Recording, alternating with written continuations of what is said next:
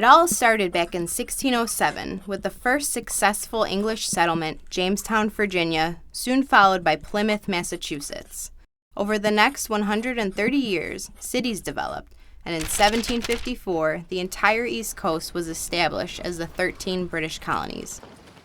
The British were not the only ones establishing colonies. The French were starting their own colonies in the area now known as Canada.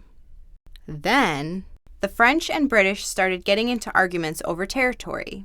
And then, from 1756 to 1763, the French and the Indians fought against the British and the colonists in the French and Indian War, also known as the 7 Years' War.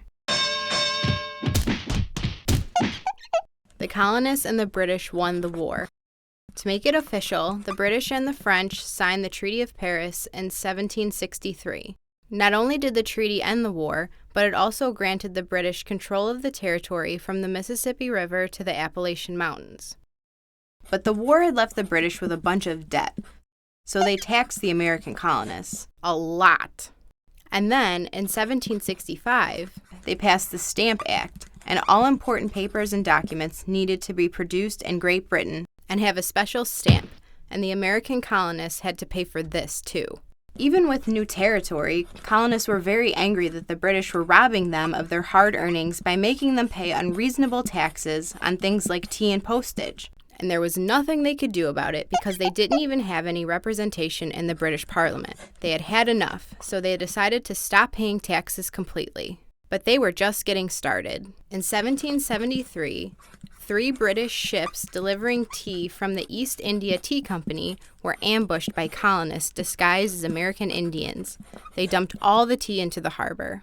This act of aggression went down in history as the Boston Tea Party.